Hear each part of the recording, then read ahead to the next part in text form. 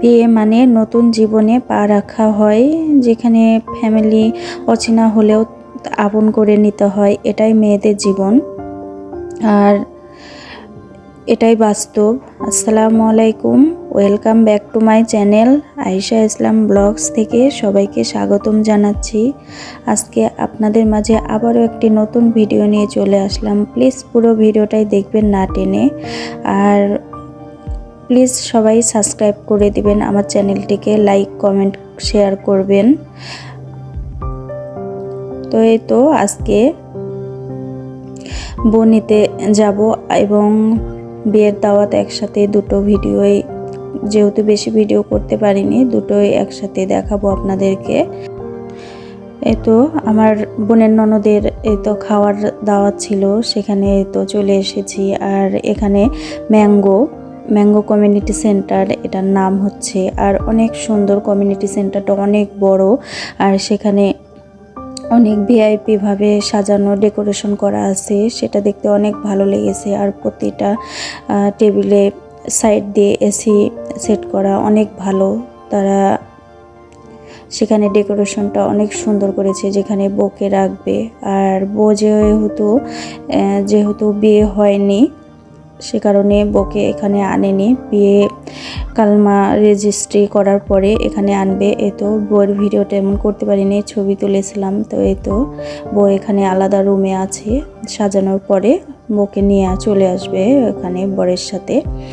আর এই তো বসে না থেকে, যেহেতু অনেক মানুষজনের ভিড়, সে কারণে ফাঁকা পেয়ে গেছে। আর আমরা দুইজনা মিলে খেতে বসে গেছি।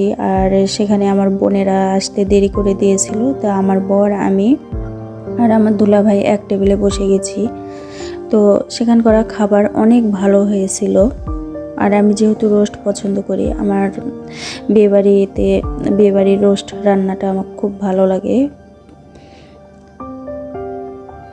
আর রোস্ট আর পোলাওর সাথে তো রোস্ট আমার সেই খুব ভালো লাগে। তো খাওয়া দাওয়া শেষ করে এদিকে দেখছি বর চলে এসেছে, আর সবাই গেট ধরার জন্য রেডি হয়ে গেছে। আর বরের বাড়ি থেকে প্রায় অনেক মানুষ আসবে, প্রায় 200 জনের মতো।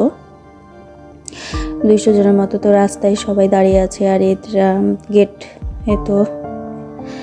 গেট ফিতা বেঁধে রেডি করে নিয়েছে সেখানে।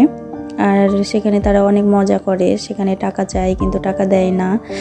আর তারা কাগজের টাকা বানিয়ে নিয়ে এসেছে, তাদেরকে দেয়, তারা নেয়নি।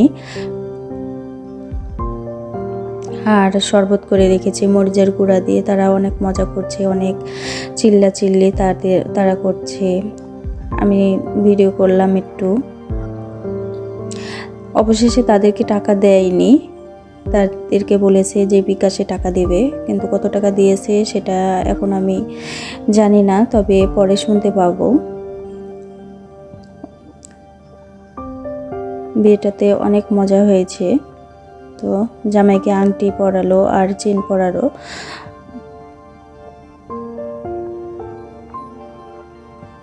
বর বলছে যে তুমি হলুদের গুঁড়া আর মরিচের গুঁড়া যে শরবতটাতে আছে, তাদেরকে যারা দিয়েছে তাদেরকে খাইয়ে দিচ্ছে। বড় অনেক চালাক। তো অবশেষে মিটমাট হয়ে তারা ভিতরে ঢুকছে, বিকাশে টাকা দিবে বলে তারা ভিতরে ঢুকে গেল। এবার আমরা বাসায় চলে যাব।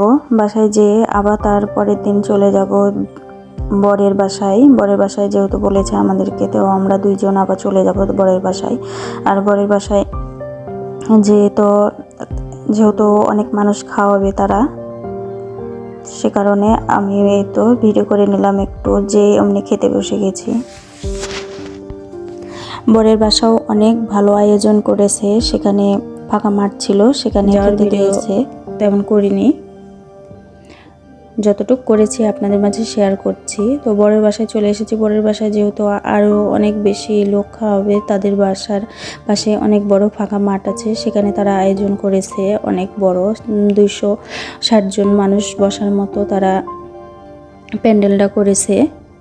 তো তাদের ওখানেও খাওয়া দাওয়া অনেক ভালো ছিল, আর অনেক বড় জায়গা ঘিরেছে তারা।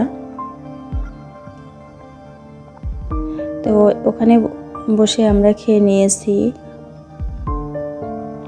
ভালো করে। আর খাবারটা অনেক মজা হয়েছিল, আর সাথে ফিরনি দিয়েছিল। ফিরনিটা খেতে অনেক সুস্বাদু হয়েছিল। আর এদিকে তো বর আর বউয়ের ছবি তুলতে সবাই ব্যস্ত, তা আমিও একটু গেলাম, যে ভিডিও করে নিলাম। বউ আমাকে বলছে যে আসেন আমার সাথে ছবি তোলেন। বউ যেহেতু একই বয়সের আমার সাথেই, আমার বিয়ে আগে হয়ে গেছে, আর তার বিয়েটা সে পড়াশোনা শেষ করে বিয়ে করলো।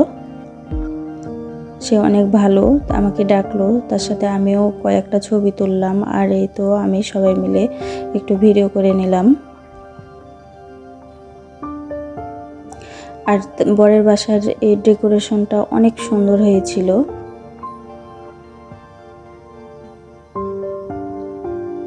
আর এই তো অনেক মানুষ। আর আমার বোন এই তো বাবুকে নিয়ে বাসায় যাওয়ার জন্য রেডি হচ্ছে। আমি একটু ভিডিও করে নিলাম চুপ করে, যেহেতু ওই ভিডিও করতে দেয় না। তো এখন আমরা বাসার উদ্দেশ্যে রওনা দিব। বরের বাসা ওই তো সাইড দিয়ে আমি একটু ভিডিও করে নিলাম, ওটা বরের বাসা। আর এখানে আমার ছোট বোনের ছেলেকে একটু চকলেট কিনে দিলাম। তো আমার ভিডিও আজকে এতটুকুই ছিল। যদি ভালো লেগে থাকে প্লিজ সাবস্ক্রাইব করে দিবেন। ভালো থাকবেন, সুস্থ থাকবেন। আল্লাহ হাফেজ।